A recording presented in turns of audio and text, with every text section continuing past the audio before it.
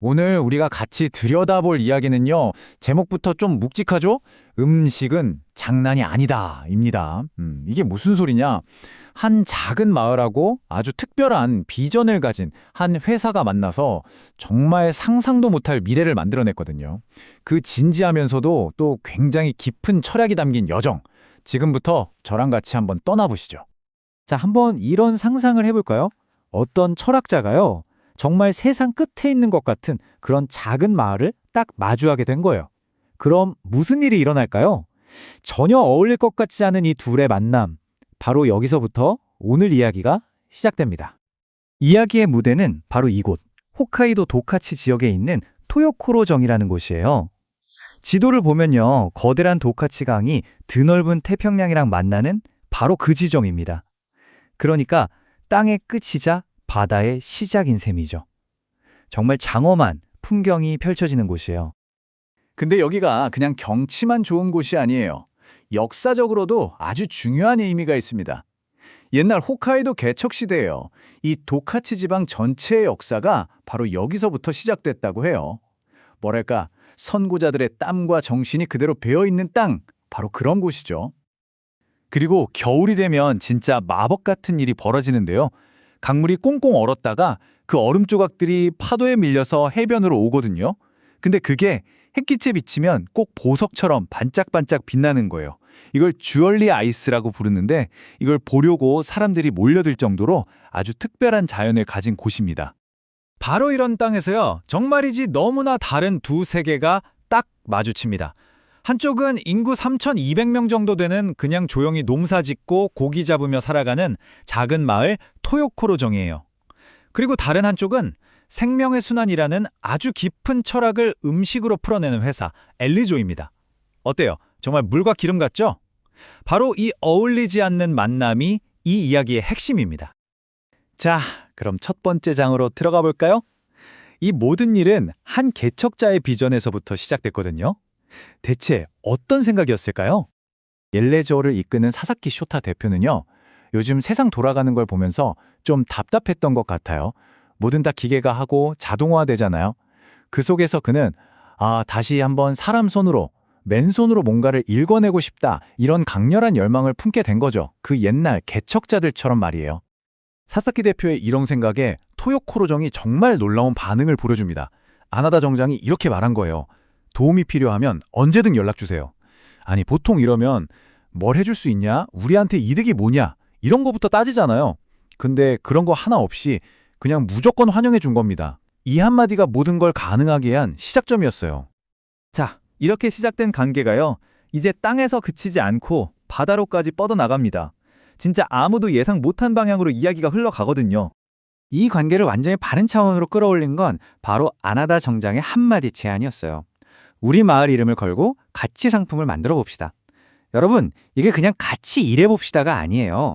마을의 이름을 건다는 건 마을의 운명을 같이 하자는 거잖아요. 이건 정말 보통 신뢰가 아니면 할 수 없는 제안이죠. 근데 여기서 다들 은? 하셨을 거예요. 아니, 엘레조는 육가공 회사, 그러니까 땅에서 나는 고기를 다루는 곳이잖아요. 근데 어떻게 바다에서 물고기 잡는 어업이랑 협력을 한다는 걸까요? 이게 말이 되나요? 저도 처음엔 이해가 안 갔어요. 이 말이 안 될 것 같던 연결고리가 딱 하나의 생각 전환으로 풀립니다. 협동조합의 카타기리 씨가 이엘레조랑 얘기를 해보니까 깨달은 거예요. 이 사람들은 그냥 고기 파는 회사가 아니구나. 숲속의 사슴이든 바닷속의 연어든 똑같은 생명으로 대하는구나. 바로 이 깨달음, 이게 모든 걸 바꿔놨습니다. 자, 그럼 이 과정 한번 정리해볼까요? 간단해요. 먼저 땅의 대표 일리조가 토요코로에 왔죠. 그리고 마을의 리더가 토요코로 브랜드라는 비전으로 이 둘을 연결해줬어요. 마지막으로 바다의 어업이 합류하면서 땀과 바다를 아우르는 정말 완벽한 동맹이 만들어진 겁니다. 자, 그럼 도대체 엘리조가 어떤 회사길래 이런 일이 가능했을까요? 이제 이 이야기의 심장부, 엘리조의 핵심 철학 속으로 한번 들어가 보겠습니다. 여기서 정말 중요한 개념이 하나 나오는데요. 바로 쇼쿠니쿠, 우리말로 하면 식육이죠. 보통 고기를 먹는다는 뜻이잖아요. 근데 엘레조는 이 단어의 의미를 완전히 다르게 봅니다. 이들에게 식욕은요, 그냥 먹는 게 아니에요. 숲의 사슴이, 바다의 연어가 우리 식탁에 오르기까지의 그 거대한 생명의 순환 전체를 이해하고 존중하고 또 이어주는 기술이자 예술인 겁니다. 그리고 이 엄청난 철학이 바로 토요코로라는 땅에서 완벽하게 구현되는 거예요. 숲의 사슴, 바다의 연어와 송어, 목장의 소와 돼지, 밭에서 나는 채소, 숲에서 자라는 버섯까지 이 모든 게 토요코로라는 하나의 생태계 안에서 순환하는 거죠. 정말 대단하지 않나요? 이들의 최종 목표, 궁극적인 비전은 바로 오베르주를 짓는 겁니다. 오베르주가 뭐냐면 숙박이 가능한 고급 레스토랑 같은 건데요. 근데 그냥 맛있는 밥 먹고 자는 곳이 아니에요. 토요코로의 자연 속에서 그 생명의 리듬, 그 순환을 온몸으로 체험하는 공간, 그런 곳을 만들겠다는 겁니다. 자, 그렇다면 이렇게 하나의 비전을 공유하게 된 마을과 사람들, 과연 어떻게 변했을까요? 그 결과는 정말 놀랍습니다. 한번 보시죠. 우선 이 파트너십에서 어업이 얼마나 핵심적인 역할을 하는지 이 숫자 하나만 보면 바로 알 수 있어요. 도요코로에 있는 오추추미 어업이요, 이 도카치 지역 전체 연어 어획량의 무려 92%를 담당합니다. 92%요? 이건 그냥 중요한 파트너 수준이 아니라 이 지역 바다 경제의 심장 그 자체라고 할 수 있는 거죠. 근데요, 이런 숫자보다 사실 더 중요한 변화가 있었어요. 바로 사람들 마음의 변화입니다. 마을 생산자들이요, 더 이상 자기 일을 그냥 돈 버는 수단으로만 생각하지 않게 된 거예요. 내가 하는 이 일이 우리 마을의 문화를 만드는 거야 라는 자부심이 생긴 거죠.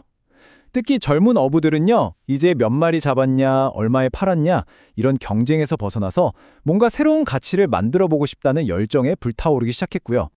아나다 정장이 이제 모든 걸 한마디로 정말 멋지게 표현했어요. 엘레도의 음식은 그냥 요리가 아니라는 겁니다. 이건 토요코로의 생명과 지역을 하나로 연결하는 언어라고요. 와, 정말 시적인 표현이죠? 그리고 마침내 이 모든 생각과 노력들이 딱 한 문장으로 모아집니다. 일레조도, 마을도, 어업도 모두가 함께 공유하는 하나의 약속이자 다짐, 바로 이겁니다. 음식은 장난이 아니다. 네, 맞아요. 이 특별한 만남은 그냥 고기 잡고 농사 짓던 평범한 마을을 생명에 대한 깊은 존중을 기반으로 하는 진짜 음식 문화의 중심지로 완전히 바꿔놓은 겁니다. 오늘 이야기는 여기까지인데요. 하지만 우리에게 아주 큰 질문 하나를 던져주는 것 같아요. 지금 이 순간에도 사라져가고 있는 전 세계의 수많은 작은 마을들, 혹시 토요코로의 이 이야기가 그 마을들이 나아갈 수 있는 새로운 길이 될 수는 없을까요? 여러분은 어떻게 생각하시나요? 한 번쯤 깊이 고민해 볼 만한 문제인 것 같습니다.